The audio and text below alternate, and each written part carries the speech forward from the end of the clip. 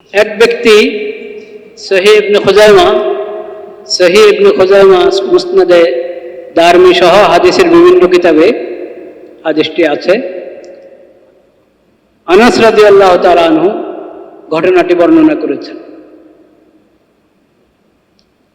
এক ব্যক্তি নবী করিম সাল্লাল্লাহু আলাইহি ওয়াসাল্লামের খেদমতে এসে বলল, ইয়া রাসূলুল্লাহ, আমি সফর করার ইচ্ছা করেছি, সফরে যাওয়ার ইচ্ছা করেছি, আপনি আমাকে কিছু পথেও দেন। যাওবিদনি ইন্নী উরিদু সফরান ফাযাওবিদনি, আমি একটু সফরের নিয়ত করেছিলাম, আমাকে কিছু পথেও দেন।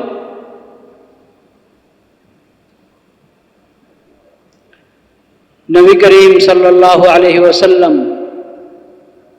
তাকে বলেছেন, ফি হিফজিল্লাহি ওয়া কানাফি, ফি হিফজিল্লাহি ওয়া কানাফি, তোমাকে আল্লাহর হাওয়ালা করলাম, তুমি আল্লাহর হেফাজতে থাকো, আল্লাহর আশ্রয়তে থাকো, তোমাকে আল্লাহর হাওয়ালা করলাম।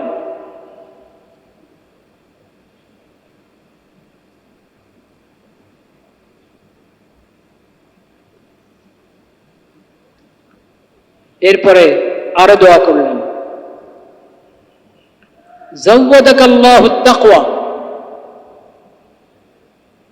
যাওয়াদাকাল্লাহুত তাকওয়া, আল্লাহ তোমাকে তাকওয়ার পথেও দান করেন।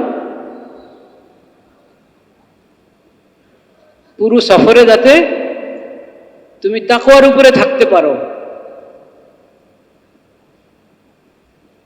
তাকওয়াটাই তোমার পথেও হোক, আল্লাহ তাকওয়াটাকে তোমার পথেও বানিয়ে দেন। যাওয়াদাকাল্লাহুত তাকওয়া।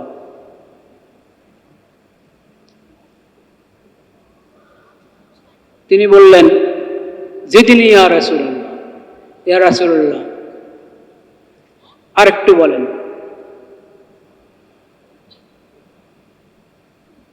নবী করিম সাল্লাল্লাহু আলাইহি সাল্লাম বলেছেন, গাফারা লাকা যামবাক, আল্লাহ তোমার গুনাহ ক্ষমা করে দেন, আল্লাহ তোমার গুনাহগুলো ক্ষমা করে দেন।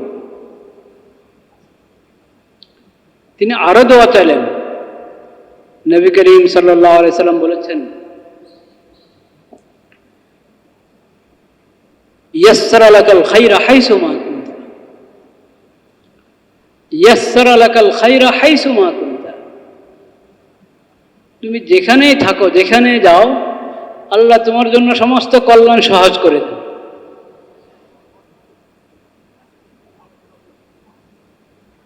এখন উনি কোন ধরনের পাথেও চেয়েছেন নবী করিম সাল্লাল্লাহু আলাইহি ওয়াসাল্লামের কাছে, এটা বর্ণনা স্পষ্ট নাই। আমি সফরে যাওয়ার নিয়ত করেছি, আমাকে কিছু পাথেও দেন। হতে পারে দোয়াই চেয়েছেন, হতে পারে কোনো জরুরত ছিল, সফরের জন্য সাধারণ যেটাকে আমরা সফরের পাথেও বলি, কিছু আসবাব থাকতে হয় সফরে, হয়তো সেই আসবাবের কথা বলেছেন, তাও হতে পারে। কিন্তু যখন নবী করিম সাল্লাল্লাহু আলাইহি ওয়াসাল্লাম দোয়া করলেন, ফি হিফজিল্লাহি ওয়া কানাফি, তোমাকে আল্লাহর হাওয়ালা, আল্লাহর হেফাজতে রাখলাম, তোমাকে আল্লাহর হেফাজতে দিলাম,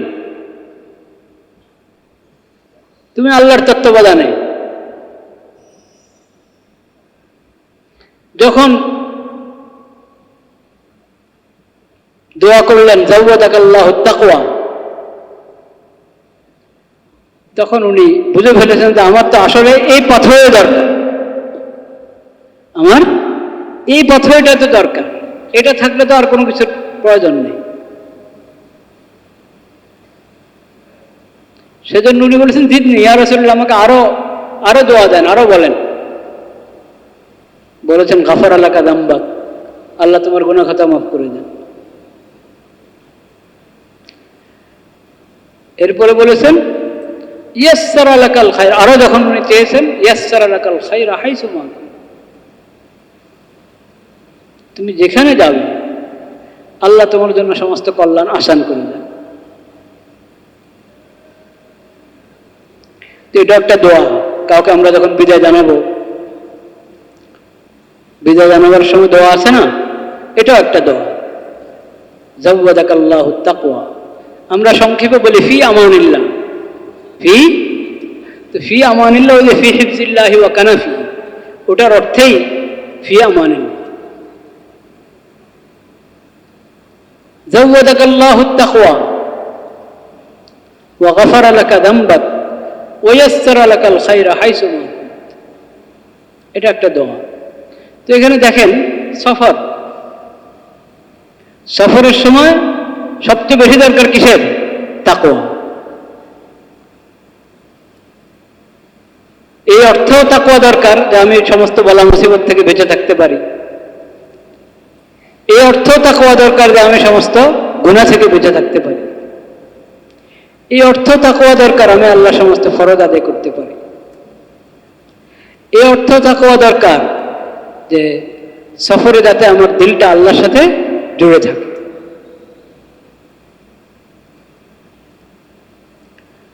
আর এই সফরে যদি এক জায়গা থেকে আরেক জায়গায় সফরে যাচ্ছি,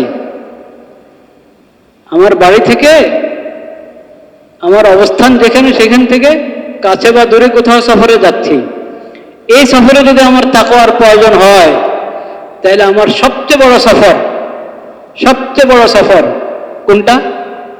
আখিরাতের সফর। কিসের? আখিরাতের সফর। সেই সফরের জন্য আমার তাকওয়ার প্রয়োজন হবে না? আখিরাতের সফরের জন্য তাকওয়ার দরকার হবে না? দরকার। ইয়া আইয়ুহাল্লাযীনা আমানুত্তাকুল্লাহ হাক্কা তুকাতিহ, হে মুমিনগণ, আল্লাহ তাআলা বলছেন হে মুমিনগণ, তোমরা আল্লাহকে ভয় করো, ভয় করার মতো। যেমন তাকওয়া প্রয়োজন তেমন তাকওয়া অবলম্বন করো।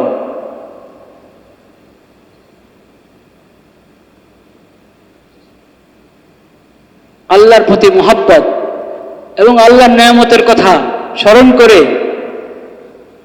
আল্লাহর সামনে তোমাকে উপস্থিত হতে হবে। তোমার চেহারা দেখাতে হবে আল্লাহকে, তোমার খালেককে, তোমার মালিককে, যার রহমতে তুমি ডুবে আছো। সেই রহমান রহিমের সামনে তোমাকে দাঁড়াতে হবে। এই অনুভূতি অন্তরে জাগ্রত করো। এই অনুভূতি জাগ্রত করে তাকওয়ার জিন্দেগি অবলম্বন করো, তাকওয়া অবলম্বন করো। আল্লাহর নিয়ামতের কথা স্মরণ করে আল্লাহর ফরজগুলো আদায় করো। আল্লাহকে চেহারা দেখাতে হবে, আল্লাহর সামনে দাঁড়াতে হবে। এই অনুভূতি জাগ্রত করে আল্লাহর নাফরমানি থেকে বেঁচে থাকো। আল্লাহর নাফরমানি করব, আল্লাহকে চেহারা দেখাবো কিভাবে? আল্লাহর নাফরমানি থেকে বেঁচে থাকো। হাক্কা তুকাতিহ, গুরুত্বের সাথে তাকওয়াকে গুরুত্বের সাথে গ্রহণ করো। সিরিয়াসলি নিতে হবে বিষয়টাকে। হাক্কা তুকাতিহ।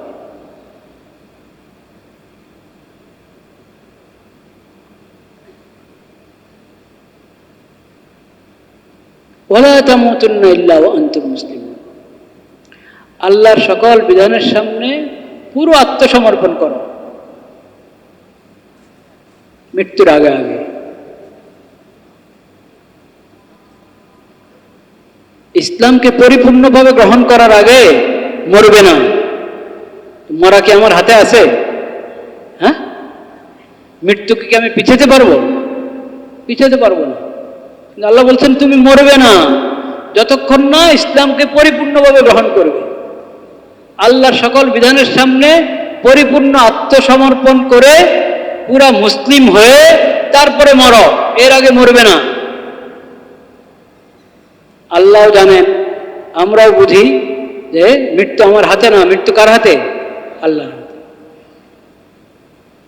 আল্লাহ বলতে চাচ্ছেন যেহেতু মৃত্যু তোমার হাতে নাই, মৃত্যু পিছানোর অধিকার নাই, ক্ষমতা তোমার নাই, কাজেই তাকওয়া অবলম্বন করতে দেরি করবে না। ইসলামের বিধানগুলো মেনে নিতে, ইসলামের বিধানের সামনে আত্মসমর্পণ করতে দেরি করবে না। নগদ নিজেকে নগদ ইসলাহ করো, নিজের সংশোধন নগদ করো, তওবা নগদ করো।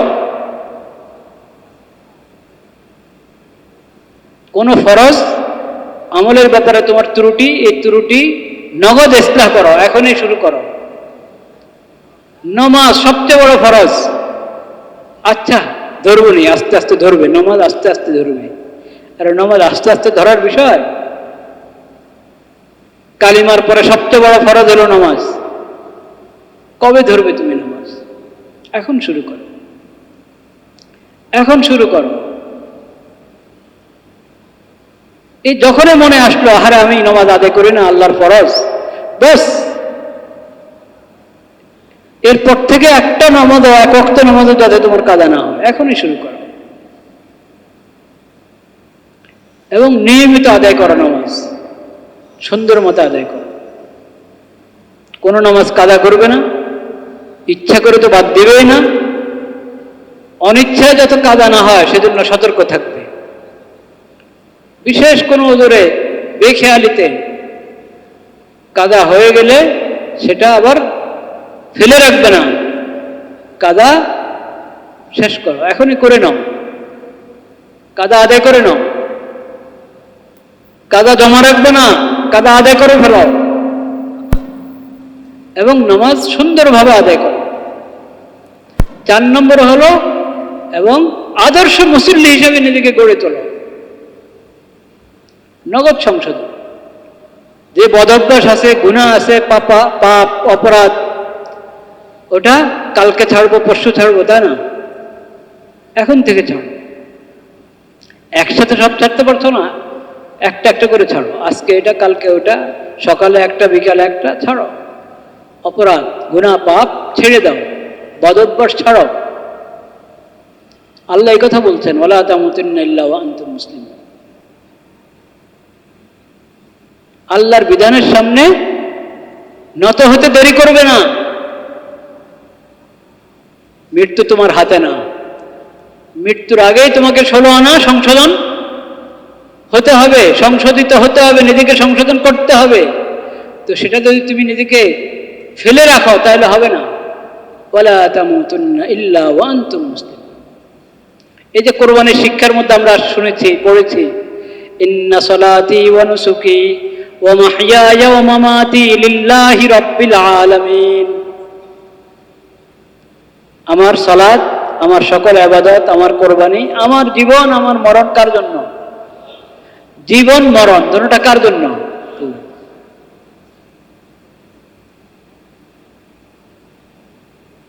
তো জীবন আল্লাহর জন্য কিভাবে? আমার জীবনটা পরিচালিত হবে আল্লাহর বিধান মোতাবেক, শরীয়তের আহকাম মোতাবেক আমার জীবনটা পরিচালিত হবে। এটাই অর্থ হলো আমার জীবন কার জন্য? আল্লাহর জন্য। আমার মরণ কার জন্য? আল্লাহর জন্য। মৃত্যুর আগ মুহূর্ত পর্যন্ত ঈমানের উপরে মজবুত থাকতে হবে, তাকওয়ার উপরে মজবুত থাকতে হবে। ইন্নাল্লাযীনা ক্বালু রাব্বুনাল্লাহ সুম্মা ইসতাকামু, একবারে মৃত্যু পর্যন্ত। সেজন্য আমরা কি দোয়া করি? কি দোয়া শিখিয়েছেন আল্লাহ তাআলা আমাদেরকে? সাহাবায়ে কেরাম কি দোয়া করতেন? সাহাবায়ে কেরামের দোয়া আল্লাহ কোরআনে উদ্ধৃত করে দিয়েছেন। রব্বানা ইন্নানা সামি'না মুনাদিয়ান ইউনাদি লিল ঈমান আন আমিনু বিরাব্বিকুম ফাআমান্না রব্বানা ফাগফির লানা যুনুবানা ওয়া কাফির আন্না সাইয়্যাতিনা ওয়া তাওয়াফফানা মা'আল আবরার।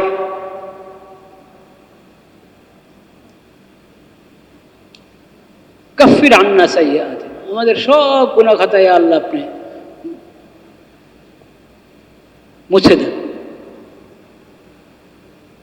আমাদেরকে ক্ষমা করেন এবং যত অপরাধ করেছি সব মুছে দেন ইয়া আল্লাহ। ওয়া তাওয়াফফানা মা'আল আবরার, আমাদেরকে নেককার বান্দা, আপনার নেককার বান্দাদের সাথে আমাদেরকে মৃত্যু দান করেন।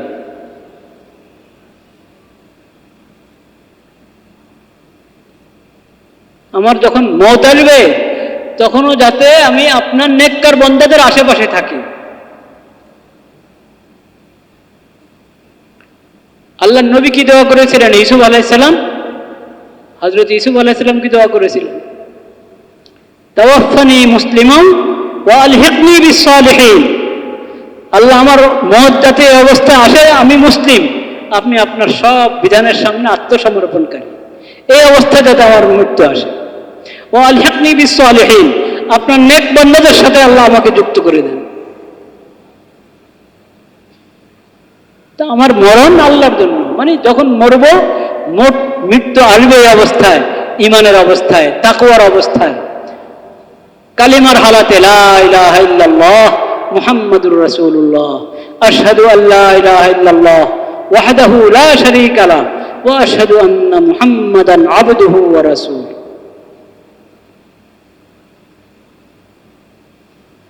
সেজন্য নবী করিম সাল্লাল্লাহু আলাইহি সাল্লাম আরেক দোয়া শিখিয়েছেন। নামাজে আমরা দুরূদ শরীফের পরে দোয়া পড়ি না? একটা দোয়া তো সবাই জানি, পড়ি, আল্লাহুম্মা ইন্নী যালামতু নাফসি যুলমান কাসীরা ফাগফিরলি ফাইন্নাহু লা ইয়াগফিরুয যুনুবা ইল্লা ওয়া লা ইয়াগফিরুয যুনুবা ইল্লা আনতা ফাগফিরলি ফাইন্নাহু লা ইয়াগফিরুয যুনুব, কি হলো? মাগফিরাতাম মিন ইনদিক ওয়ারহামনি ইন্নাকা আনতাল গফুরুর রহিম। এই দোয়া পড়ে আমরা, আরো দোয়া আছে এই সময় পড়ার মতো, আরো দোয়া আছে। যে কোনো দোয়া পড়তে পারেন, অনেকগুলো একসাথেও পড়তে পারেন। আরেকটা দোয়া নামাজের সালামের আগে পড়ার মতো আরেকটা দোয়া হলো, আল্লাহুম্মা ইন্নী আউযু বিকা মিন আযাবিল কবর ওয়া আযাবিন নার। হে আল্লাহ, আমি আপনার কাছে কবরের আযাব থেকে আশ্রয় গ্রহণ করি, আমি কবরের আযাব থেকে আপনার আশ্রয় গ্রহণ করি, ওয়া আযাবিন নার, দোজখের আযাব থেকে আপনার আশ্রয় গ্রহণ করি, ওয়া আউযু বিকা মিন ফিতনাতিল মাহইয়া ওয়াল মামাত। আমি আরো আশ্রয় গ্রহণ করি হায়াতের ফিতনা থেকে এবং মওতের ফিতনা থেকে। জীবনের ফিতনা, মরণের ফিতনা। জীবনের ফিতনা, আমার জীবদ্দশায় এমন পরিস্থিতির আমি শিকার হয়ে গেলাম, আল্লাহর নাফরমানি করে ফেলতে হলো, গুনাহ হয়ে গেল, শয়তানের ধোঁকায় পড়ে, নফসের ধোঁকায় পড়ে, পরিবেশ পরিস্থিতির কারণে প্রভাবিত হয়ে গুনাহ করে ফেললাম। এটার চেয়ে বড় ফিতনা আর কি হতে পারে? জীবনের ফিতনা হলো আল্লাহর নাফরমানিতে পড়ে যাওয়া, এটা জীবনের সবচেয়ে বড় ফিতনা। কোনো বলা মুসিবত আসা, সেটাও ফিতনা। কিন্তু গুনাহ করে ফেলা, আল্লাহর ফরজ ছুটে গেল, আল্লাহর ফরজ আদায় করতে পারলাম না, গুনাহ হয়ে গেল আমার দ্বারায়, এটা ফিতনা। তা আমি আল্লাহর কাছে বলছি, আল্লাহ আউযু বিকা মিন ফিতনাতিল মাহইয়া ওয়াল মামাত, জীবনের ফিতনা থেকে আমাকে আপনার আশ্রয় দান করেন। ওয়াল মামাত, মরণের ফিতনা। মরণ পর্যন্ত আমি ঈমানের উপরে মজবুত থাকতে পারলাম না, মরণ পর্যন্ত, মৃত্যু আসা পর্যন্ত আমি তাকওয়ার উপরে মজবুত থাকতে পারলাম না। এটার চেয়ে বড় ফিতনা আর কি হতে পারে?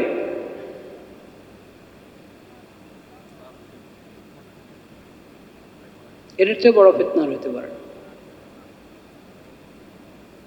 মৃত্যু পর্যন্ত আকীদা মজবুত থাকা, ঈমান মজবুত থাকা, আল্লাহর বিধানের উপরে স্থির থাকা, নবীর তরিকার উপরে মজবুত থাকা, এটা মুমিন চায়, এটা মুমিনের দায়িত্ব এবং মুমিনের ফরজ। কিন্তু যদি ফিতনা পড়ে গেল, তাহলে কত বড় মুসিবত। তা আল্লাহর কাছে দোয়া শিখাচ্ছেন নবী করিম সাল্লাল্লাহু আলাইহি ওয়াসাল্লাম, শিখিয়ে দিয়েছেন, এভাবে বলো, ওয়া আউযু বিকা মিন ফিতনাতিল মাহইয়া ওয়াল মামাত।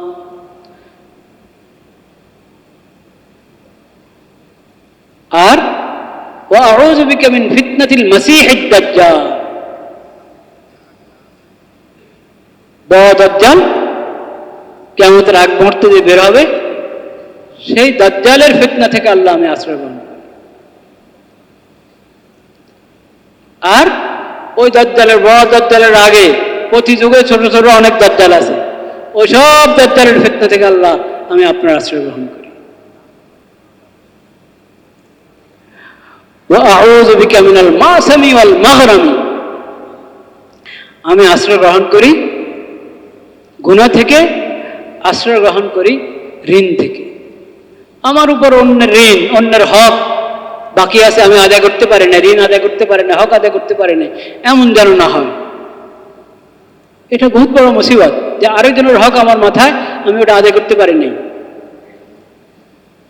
আরেকজনের ঋণ আমার মাথায় আদায় করতে পারি না, এটা অনেক বড় মুসিবত। এটার জন্য আল্লাহর কাছে বলো যে আল্লাহ, আমি গুনাহ থেকেও আপনার আশ্রয় গ্রহণ করি এবং ঋণ থেকে, অন্যের হক থেকে আপনার আশ্রয় গ্রহণ করি। কারো হক যাতে আমার কারণে নষ্ট না হয়, কারো ঋণ যাতে অনাদায় না থাকে। তো এসব জিনিস থেকে আল্লাহর কাছে আশ্রয় গ্রহণ করো, যে কোনো মুনাজাতে এবং নামাজে, দোয়া, সজদার দোয়ায়, সালাম ফিরানোর আগের দোয়ায়। তো বলছিলাম যে শিক্ষা আমরা রমজান থেকে